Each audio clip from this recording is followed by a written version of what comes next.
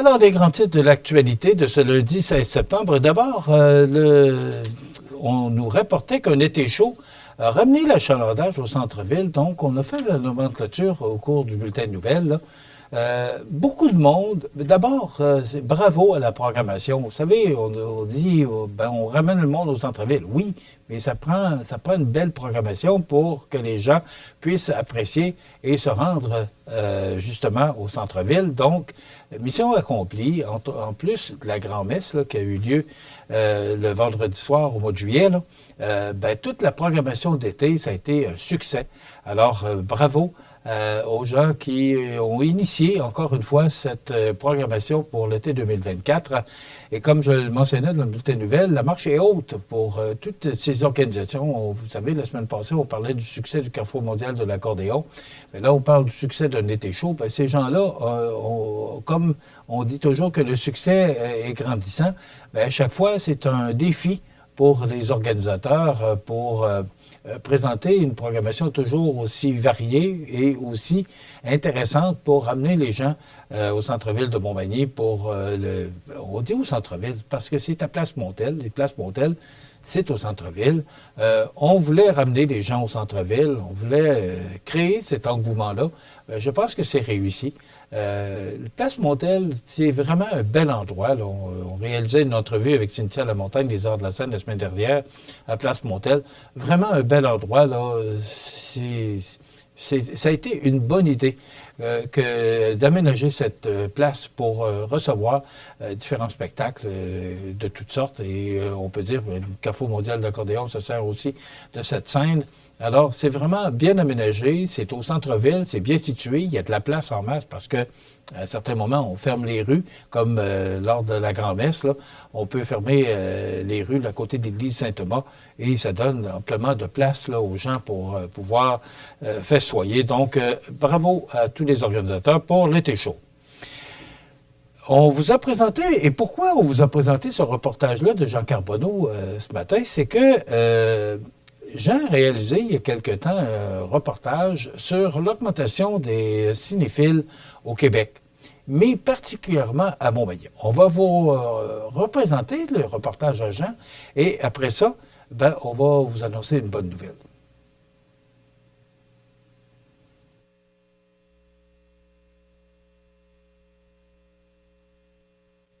L'Observatoire de la culture et des communications de l'Institut de la statistique du Québec nous apprend dans sa publication « La fréquentation des cinémas en 2023 » que les Québécois ont plus assisté aux projections cinématographiques l'an dernier, soit une hausse de 29% par rapport à 2022.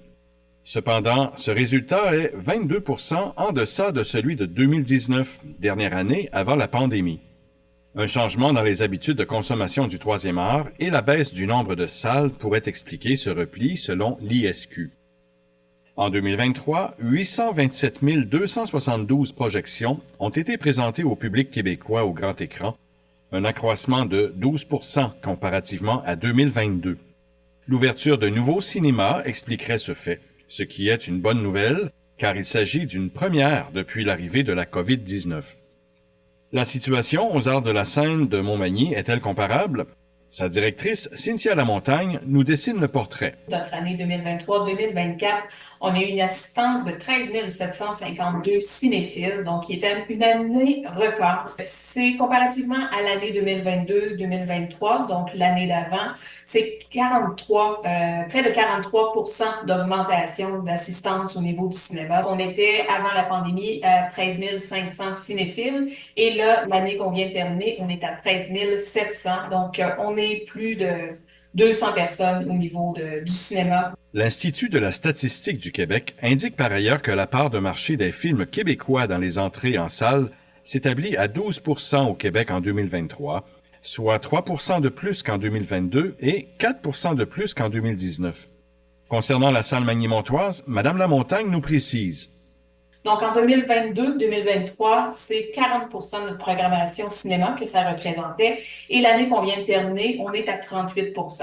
Donc, on est sensiblement dans les mêmes données. Il s'agit donc d'une bonne nouvelle, tant au niveau provincial que pour les arts de la scène de Montmagny.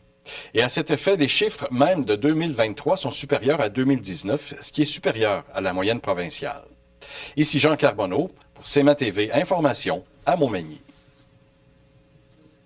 Bon, mais comme on écoutait et regardait le reportage de Jean, on annonçait par communiqué de presse que Desjardins, la caisse de MRC de Montmagny, la caisse Desjardins, signait une entente ou renouvelait son entente pour 3 ans là, pour assurer la pérennité du cinéma à Montmagny. On en a parlé la semaine dernière. Vous savez, on a déjà eu 2 cinémas, le cinéma La Fontaine puis le cinéma Taché, qui, à un moment donné, ont fermé leurs portes parce que la vidéo est arrivée. Là. Ça a été tellement populaire. Après quoi, ben là, on a perdu notre cinéma.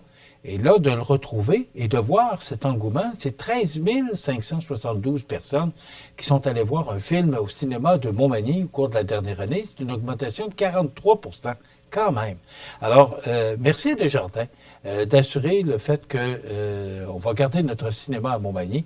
Et ça, ben aussi, merci aux Arts de la Scène pour cette merveilleuse implication et je vous le dis, la qualité des films, là, et on n'a rien à envier aux autres parce que, oui, vous allez comprendre que les grandes villes, Québec, Montréal, Lévis et autres, là, peuvent avoir le film, des sorties de films, là, les plus récents, là, au cours, aussitôt qu'ils sortent, alors que nous, on peut peut-être attendre 1 semaine ou 2, mais ça vaut peut-être la peine d'attendre parce que, bon, d'aller à Lévis, d'aller à Québec, veut pas, c'est le coût de l'essence, puis, et ça encourage notre cinéma aussi. Ça fait vivre nos installations locales.